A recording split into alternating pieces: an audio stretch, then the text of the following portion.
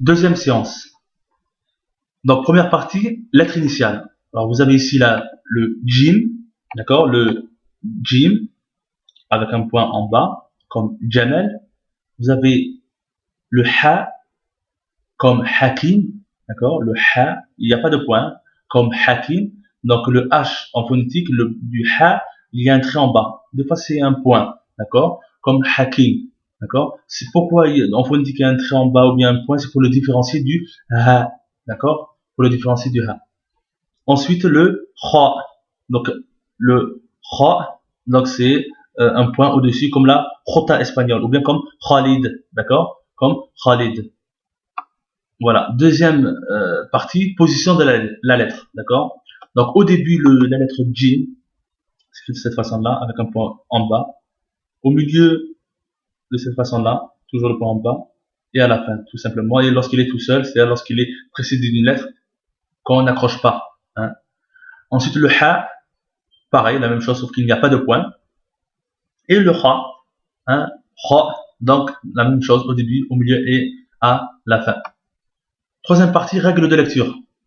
Donc les voyelles longues. C'est quoi les voyelles longues? En fait, ce sont donc les voyelles longues indiquent qu'il faut prolonger la voyelle courte qui est sur la lettre précédente. Ce sont donc les prolongations des voyelles A, ou et I. C'est comment on fait pour prolonger le A ou I.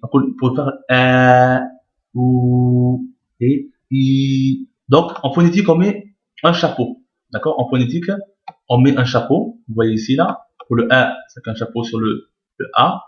Le OU, faut mettre un chapeau sur le OU. Et le I et un chapeau sur le I. Donc pour faire OU, I. Faut mettre, lorsque vous voyez un chapeau en phonétique, c'est qu'il faut prolonger. C'est important. Exemple en arabe avec la lettre Ba. Donc, vous voyez ici, donc le Ba, hein, avec un point en bas. Il y a un trait en haut, donc ça reste Ba, d'accord. Donc pour faire Ba, il faut mettre un alif sans le hamza, d'accord, sans le hamza. Donc ça indique, donc le alif va indiquer qu'il faut prolonger la voyelle courte qui est sur la lettre précédente. Celle-là, c'est le A. En tout cas, le alif sans le hamza, hein, elle indique toujours, et s'il n'y a pas bien sûr de voyelle au-dessus, indique toujours qu'il faut prolonger le A, d'accord. Voilà, ça fait Ba. Par contre, on n'accroche rien après, d'accord, on n'accroche rien après. Pour le bout, pour le ou plutôt, pour la prolongation du ou, de la dhamma, alors il y a le ba, un exemple pour le ba, donc bou, là on voit bou. Donc si vous voulez faire bou, il faut faire un ou en grand, d'accord. En fait, ce ou là grand, cette dhamma qui est grande, eh bien on l'appelle la lettre waw, c'est une lettre en fait. Mais là nous la prenons en tant que voyelle longue, d'accord. Il n'y a rien au-dessus, donc c'est une voyelle longue. C'est pour prolonger le ou. Donc on dit bou. Voilà. Par contre, on n'accroche rien après. D'accord? Pour la prolongation du i, hein, de la voyelle courte i, comme elle s'accroche après, donc au milieu, on met un ba, mais avec deux points. C'est la lettre en fait ya. Et on met rien au-dessus, ni en bas. Donc si vous voyez rien, ni en bas du ya, ni au-dessus du ya, pas de voyelle courte, eh bien, ça indique qu'il faut prolonger le i. Ça fait bi. D'accord? Ça prolonge, on prolonge le i. Bi. Voilà. Ça, c'est pour ce qui est de la prolongation du i au milieu. Mais si elle est à la fin, alors ce sera le ya de la fin. D'accord? Bi. Vous voyez les deux points là? Donc ça indique qu'il faut prolonger le i. D'accord? Bi à la fin. C'est quand il est à la fin. Voilà. Exercice. Donc là, cette fois-ci, les mots veulent dire quelque chose. D'accord? Donc, comment dire ma sœur? Donc ça c'est quoi? Le hamza. Donc on voit donc le hamza, donc il faut lire directement la voyelle. La voyelle courte c'est quoi? C'est le ou. Donc on dit ou. Ensuite c'est le kha. Donc il est bloqué, hein, il y a un soukoun, c'est un rang là au-dessus. Donc il ne faudra pas vocaliser cette lettre là qui est le kha. Donc on va dire oukha, d'accord? Oukha. Ensuite il y a le ta. Vous reconnaissez hein, les deux points au-dessus là. Le ta, il y a un trait en bas, c'est le i, le trait en bas, donc ça fait ourti.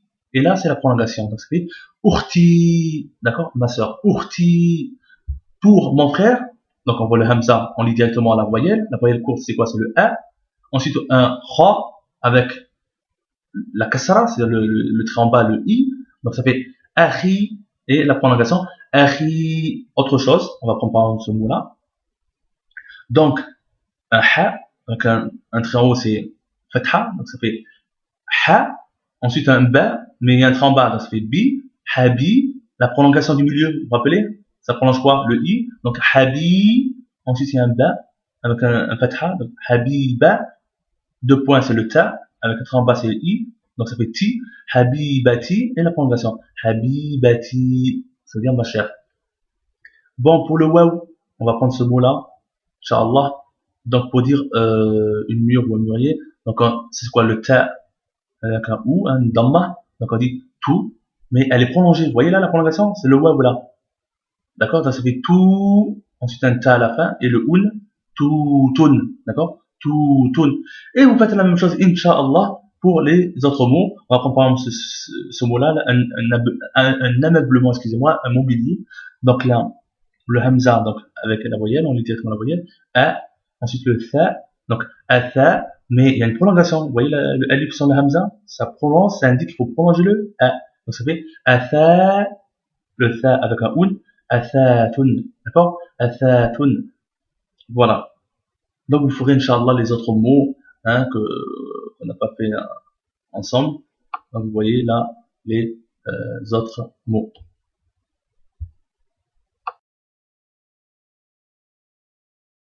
Séance numéro 3. Donc, lettre initiale, comme d'habitude. Donc, le del. D'accord, le del. La même chose, le del. Avec un point au-dessus. Le del. Donc, le del, c'est comme le th anglais. Dans there. Le bout de la langue entre les dents de devant. Del. Voilà, la ligne, elle se trouve juste ici. D'accord, la ligne, elle se trouve juste ici. Ensuite, le ra. Ra. D'accord, ra. La ligne, elle se trouve juste ici, là. C'est-à-dire qu'il descend. Attention, ne pas confondre avec le del. Il descend celui-là. Ra. Ensuite, le zay. Zay, avec un point, la même chose que le ra, mais avec un point au-dessus. Zay. D'accord? Voilà. Position de la lettre. Donc, il faut savoir, donc ça c'est, voilà. Donc, le del, alors, au début, il ne s'accroche jamais après. Que ce soit le del, le ra ou le zay, il ne s'accroche jamais au début, hein, jamais au milieu. D'accord? En fait, on n'accroche rien après ces 4 lettres. D'accord? On n'accroche rien. Donc le del comme ça. Par contre, au milieu, ils accrochent avant, hein, bien entendu. Voilà. Et à la fin, et lorsqu'il est tout seul. Voilà. Et pareil pour le reste. Donc, règle de lecture, la shedda. La shedda, c'est ce petit W, d'accord, qui indique qu'il faut doubler la lettre. C'est-à-dire d'abord la bloquer, bloquer la lettre, puis la lire avec sa voyelle. D'accord? D'abord bloquer la lettre, puis la lire avec sa voyelle. On va la voir. Hein. Donc, cette règle. Donc, en phonétique, on écrira 2 fois la lettre qui a une shedda. Comme vous voyez ici. Shedda. Hein, la shedda. Donc, en phonétique, c'est doublé là. Il y a 2 consonnes. Donc, ça veut dire qu'il y a une shedda déjà. Bon, exemple. Vous voyez là, c'est le ra. Vous êtes d'accord avec moi? Ra. Après le ba, il y a un trait en bas, ça fait bi. Et la prolongation, bi. Mais il y a une shedda. Donc, on va dire Rabbi. Rabbi. D'accord? Rabbi. Voilà. Donc, comment dire, on double la consonne. En fait, c'est comme si on l'avait écrit comme ça. Ainsi. Ra. On bloque d'abord la consonne, quand on voit la shedda. Vous voyez, on bloque. Puis, on la lit avec sa voyelle. Rabbi. La même chose. C'est comme si on l'avait écrit comme ça. Voilà. Et il faut savoir que, des fois, hein, on trouvera parfois la voyelle I juste en dessous de la shedda. Vous voyez là? Attention, c'est pas le A, c'est le I. Si ça serait le A, il serait juste au-dessus de la shedda. Là, c'est toujours Rabbi. D'accord? Rabbi. Voilà. À savoir, donc, excusez-moi, à savoir, lorsqu'on s'arrête à un mot, il est mieux de bloquer la dernière lettre en arabe. Hein, lorsqu'on s'arrête à un mot en arabe, il est mieux de bloquer la dernière lettre. Exemple, ici c'est marqué ta, ted, ted, c'est le del, on le bloque, donc ça fait ted. Ça c'est le ra avec un trait en bas, bon, on le voit pas très bien ici. Ouais, vous voyez le trait en bas? Ça fait ri, ted, ri, il y a la prolongation, vous voyez la prolongation? Ted, ri, les 2 points en bas, c'est la prolongation. Ted, ri, bun, c'est marqué ted, ri, bun, un entraînement. Mais il est mieux de dire ted, ri, b. on bloque la dernière lettre. D'accord? On bloque la dernière consonne. Tadrib. Par contre, lorsqu'il y a une prolongation à la fin, on ne bloque jamais. Lorsqu'il y a une prolongation à la fin, on ne bloquera jamais. Voilà. Exercice maintenant. On va lire quelques mots. Donc là, mon grand-père. Donc ça c'est le jim, vous êtes d'accord avec moi, avec un trait en haut, ça fait ja. Ensuite il y a le del avec une shedda et un i. Ça fait jaddi et une prolongation. Donc jaddi, jaddi. Voilà. Par exemple ici là, on va dire donc ça c'est le del, hein, avec un ou, ça fait dou, un ba avec un un, mais une shedda, n'est-ce pas? Donc dubbun.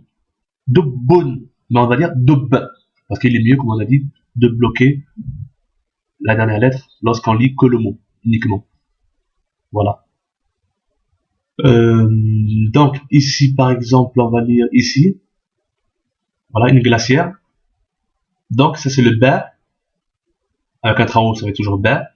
Ensuite, le ra, avec une shedda et une fatha, c'est barra, barra, d'accord? Mais il y a, ça c'est quoi ça? C'est un alif. Donc ça, le alif, il indique qu'il y a une prolongation. Donc qu'il faut prolonger plutôt. Ça indique qu'il faut prolonger la voyelle qui précède, hein, le alif. Donc ça fait barradun, hein, barradun. Voilà, barradun. Ou bien on va dire barrad. D'accord? Parce qu'on va lire que le mot, on va bloquer la dernière consonne. Voilà. Et ainsi de suite, vous faites la même chose pour le reste. Walillahi alhamd.